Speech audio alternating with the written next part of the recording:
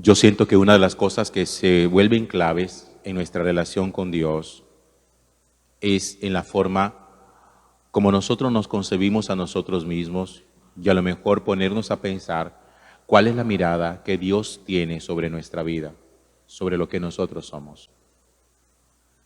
A veces nos gusta curiosear un poco con las personas cercanas a nosotros y en algún momento se nos ocurre preguntarle, ¿tú qué piensas de mí? ¿Qué crees tú de mí? Y cuando las personas abren su corazón, nos cuentan un poquitico cuál es la percepción que tienen de nosotros. Cuando son honestos, son capaces de mostrarnos o de contarnos todo lo bueno que piensan de nosotros, pero también esas imperfecciones, esos defectos, esas debilidades que como seres humanos podemos tener.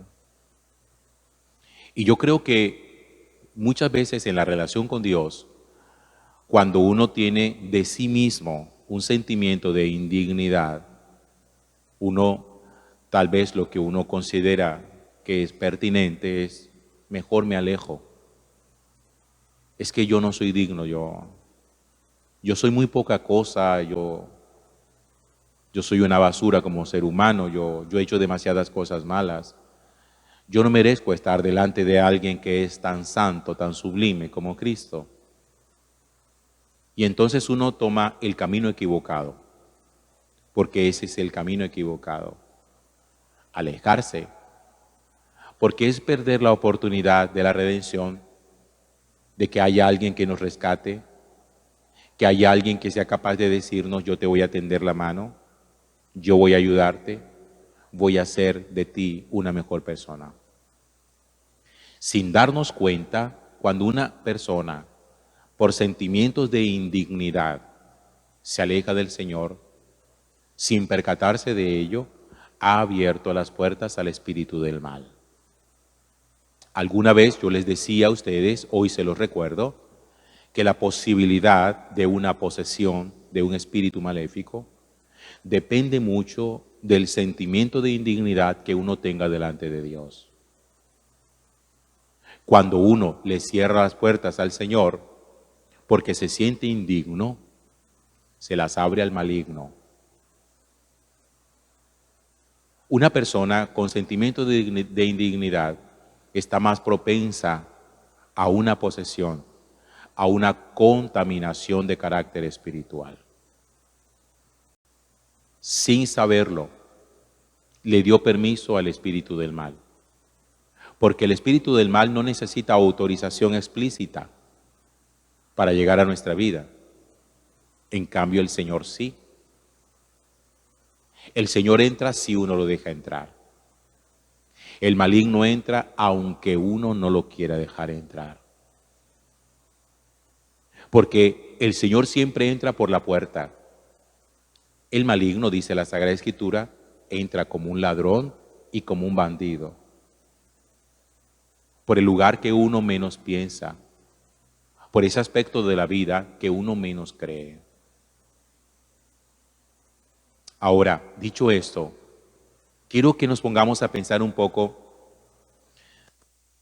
o cuál sería el criterio que utilizó Jesús para perfilar a sus discípulos. Eso que nosotros llamamos el perfil de apóstol.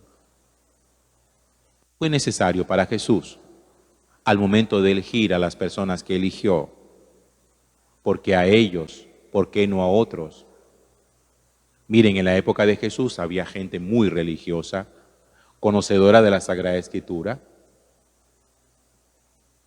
habían escribas, habían fariseos, estaban los maestros de la ley, había judíos con formación, pero Jesús no los elige a ellos, porque en el fondo cuando uno tiene cierta formación, ya uno tiene ciertos vicios, tiene ciertos resabios.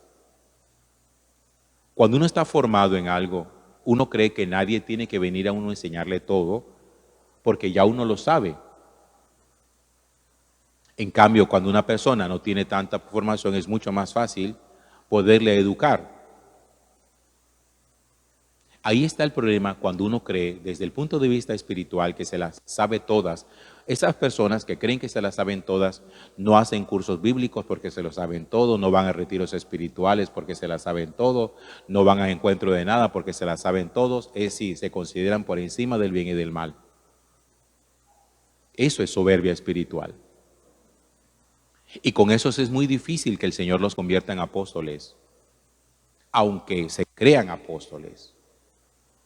El ser apóstol es una elección de Jesús, no es una elección nuestra. Miren, uno sí decide ser discípulo, pero uno no decide ser apóstol. Que uno sea apóstol, Cristo es el que decide, Jesús es el que llama. Tú vas a ser apóstol. ¿Y de dónde los llama? De entre sus discípulos. El discípulo es lo que es el estudiante frente al maestro, un aprendiz. Y el apóstol es lo que es el maestro delante de sus estudiantes, el que enseña, predica, educa. Y en ese perfilamiento de la elección de ser apóstoles, fíjense que Jesús no elige a los que en teoría nosotros podríamos pensar tendría que ser la gente respetable, la gente más piadosa, la gente más culta, la gente más espiritual, la gente que tiene mucha más fuerza espiritual, la gente que hace más oración. No, eso no fue la gente que Jesús eligió. Eligió en principio gente trabajadora, sí, porque ninguno de los apóstoles los encontró Jesús siendo vagos. Gente que trabaja, pero saben que ellos tenían una cosa que a Jesús, eso sí hace parte de su perfil. Gente que tenía ganas y que estaba dispuesta a llevar su vida hasta las últimas consecuencias cuando se embarcaban en una tarea. Para ser apóstol de Jesús, se necesita forjar, y eso lo ayuda el Señor, a forjar el carácter. Jesús no llama apóstol a gente de carácter blando, de carácter frágil. No llama a esta gente que frente a todo se incomodan, se molestan, que todo les da rabia, que nada les gusta, que... No. Jesús llama a personas que saben que en algún momento su tarea van a encontrar reticencia, van a encontrar obstáculo, van a encontrar oposición. Y que aún encontrando oposición en los lugares donde prediquen, van a ser capaces de seguir haciendo la tarea. Eso era lo que le importaba a Jesús. El proceso de santidad es un proceso de construcción. La santidad no es requisito previo para ser apóstol de Jesús. La santidad es una obra de Dios en la vida del ser humano que camina con Él. Hay gente que cree que no puede entrar a un templo porque no es santa. Es que si es santa no necesita el templo. ¿Para qué? Ya es santa. El templo es para pecadores. Y eso no lo podemos nosotros olvidar. Pecadores que caminamos en el Señor, buscando su auxilio y pidiendo la ayuda. La santidad es la meta, no es el punto de partida. A los que Jesús llamó no eran santos. Cuando Jesús llamó a Pedro y a Andrés, no eran San Pedro y San Andrés. No. Eran Pedro y Andrés, los pescadores. Llegaron a ser San Pedro y San Andrés mucho tiempo después, en su proceso de construcción de la vida, al pie de Jesús. Pero ¿a quiénes llamó? A gente acobardada, gente que tenía sus temores, gente que tenía sus propios vicios, sus propios resabios, pero que en el camino con el Señor fueron encontrando la manera de poder, en la gracia de Dios, ir modificando su carácter hasta llegar a ser los grandes apóstoles que llegaron a ser. Un apóstol es una persona que se deja trabajar en su personalidad. Un apóstol es una persona que está dispuesta a revisar permanentemente su conducta, a darse cuenta cuáles son sus fallas, sus debilidades, y a trabajarle en el Señor a eso. Un apóstol no es una persona conformista. Un apóstol no es una persona de esas que dice esa frase que yo le doy tanto palo, que me la han escuchado tantas veces que he predicado contra ella. Un apóstol no es una persona que dice yo soy así y así me voy a morir. No, cuando el Señor nos llama somos así, pero el Señor no nos quiere así. Nos educa, nos transforma, nos fortalece hasta que lleguemos a ser imágenes suyas.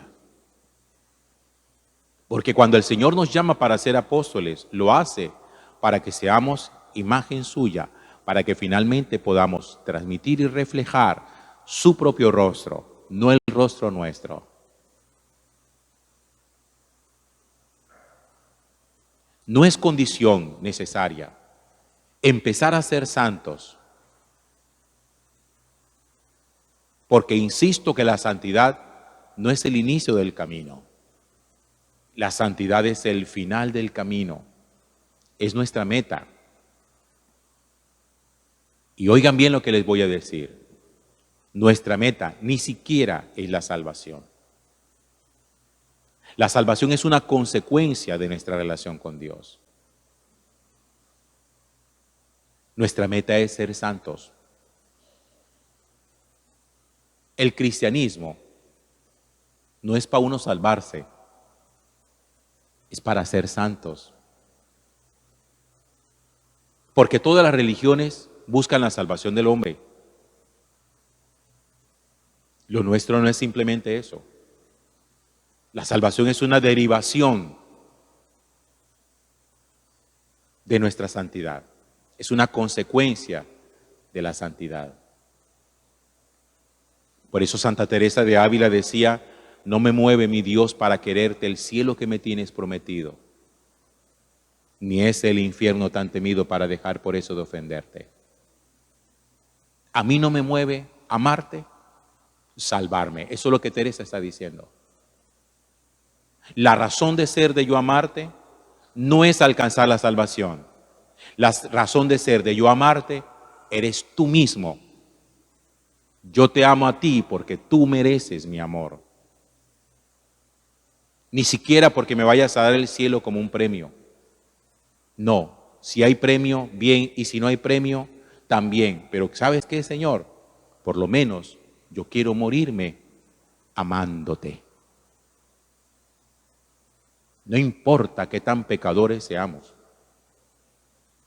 pero que usted pueda tener la seguridad de que en su lucha, en su esfuerzo, en su dedicación, en su superación con la gracia de Dios del pecado, porque el pecado solamente se supera con la gracia de Dios, usted pueda decirle al Señor: yo te amo y quiero morir amándote. Que estos hombres a quienes el Señor elige para hacerlos apóstoles suyos, nos enseñen cada uno desde su personalidad, porque cada uno tenía su personalidad propia, su unicidad, su irrepetibilidad, como me gusta decirlo. Que ellos nos enseñen cómo también nosotros podemos hacer camino. Y recuerden que los apóstoles no se ofrecen. Los apóstoles son llamados. Gloria al Padre y al Hijo y al Espíritu Santo, como era en el principio, ahora y siempre, por los siglos de los siglos. Amén.